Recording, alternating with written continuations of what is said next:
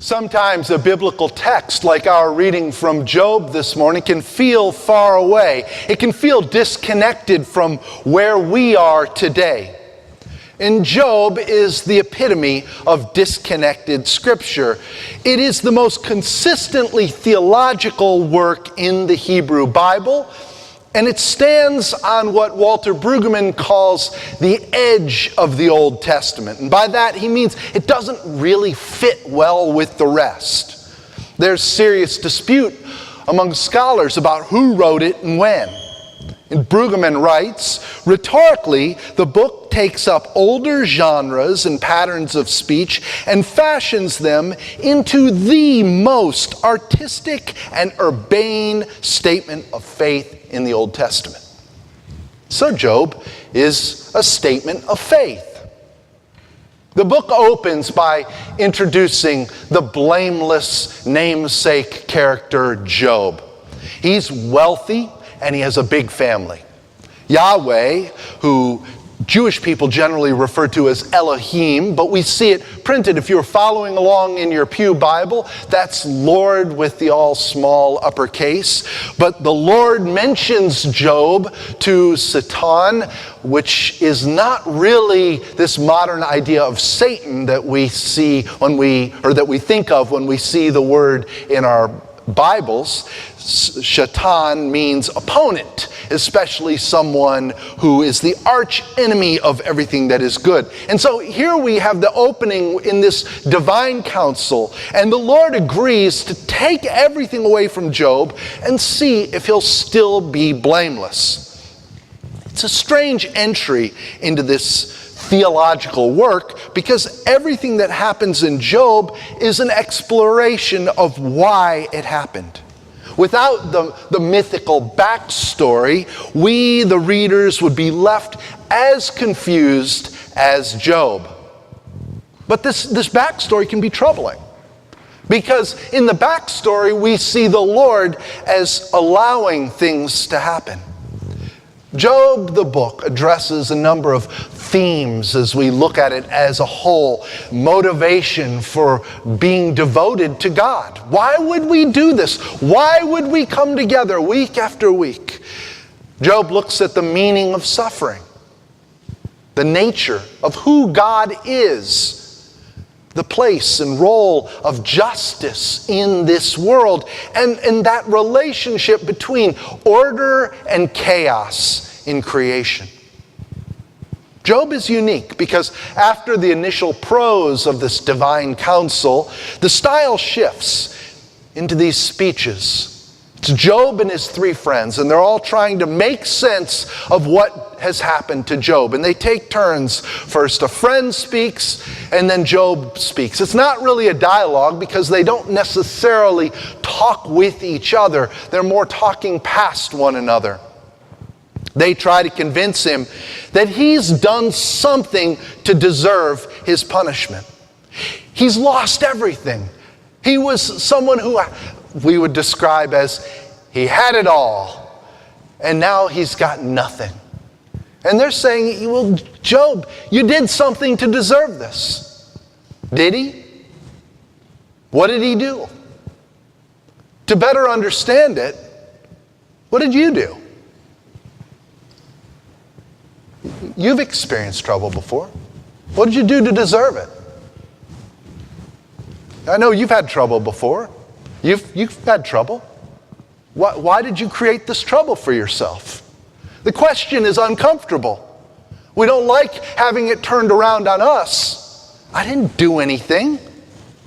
But to understand Job, we can consider our own troubles and ask why. Trouble can be minor. Someone walks by and doesn't say hello, and you feel slighted. And it doesn't matter whether that person had somewhere to go, had something on her mind. You feel hurt and left out. What did you do to deserve that? Well, that may seem petty and minor unless you're the one who feels left out.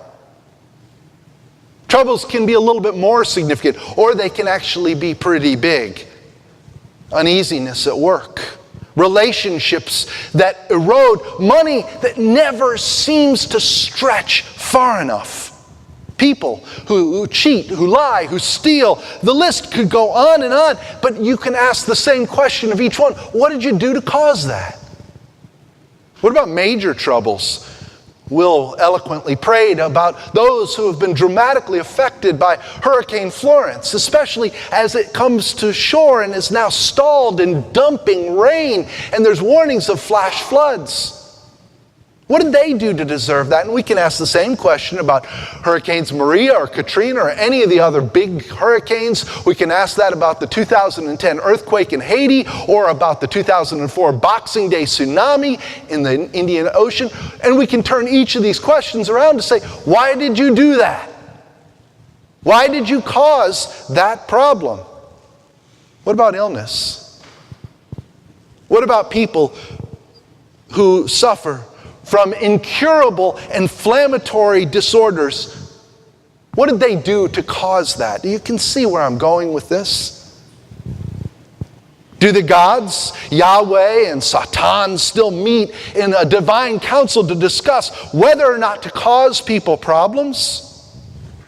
Well, in Job, this meeting took place out of sight from the characters. Job didn't see it. So when Job and his friends are trying to make sense of suffering, they're swimming in an inkwell. They have no idea how to explain what happened. And sometimes today it can be just as difficult to make sense of suffering, whether it's really small or whether it's really big.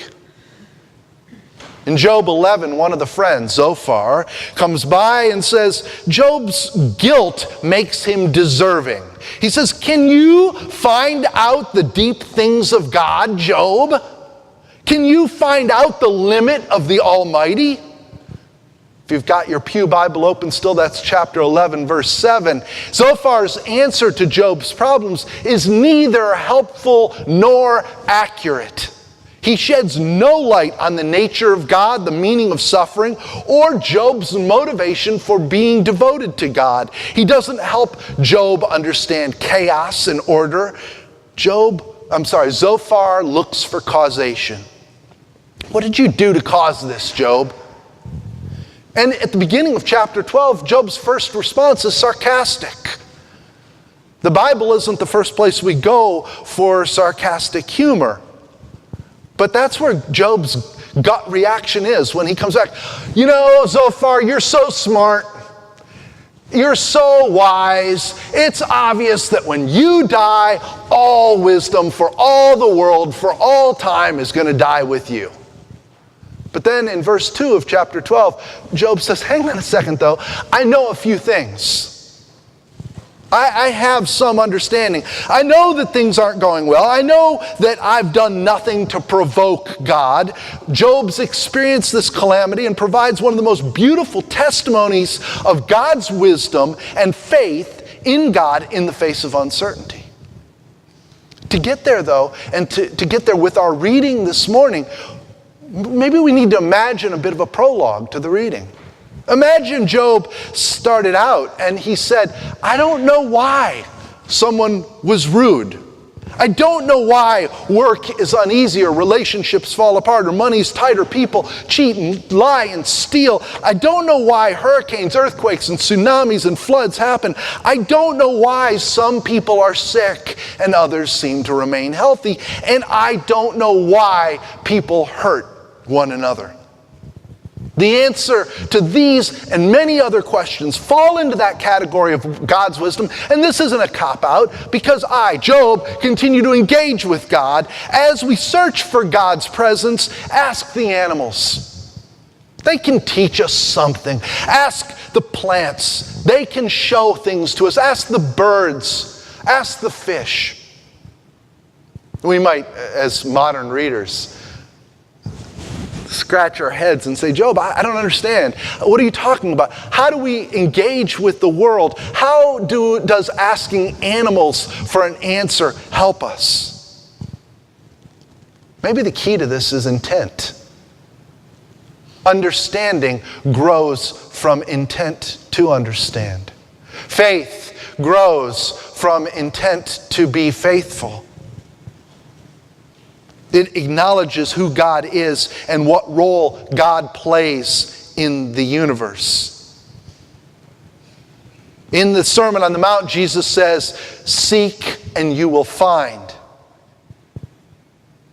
If we look to animals, birds, plants, and fish, and if we ask what God says to us through each one, we might actually be able to experience God's presence, God moving, God communicating. Job's testimony of God's presence and wisdom didn't take away his suffering, but it acknowledged who God is and what role God plays in the universe. And for us, hearing Job's testimony and moving in faith to hear where God speaks can give us strength for the journey. Gerhard von Rad writes, "Wisdom, the order given to the world by God, is the most precious thing of all. But while humanity has eventually found a way to all precious things, we do not find the way to the mystery of creation. Only God knows its place, for God has already been concerned with it at creation."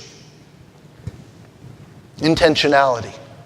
What we're trying to do might be the key to understanding Job and our own world.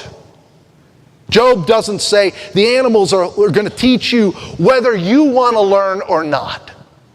The plants will speak to you whether you're listening and seeking and searching or not. No, the passage says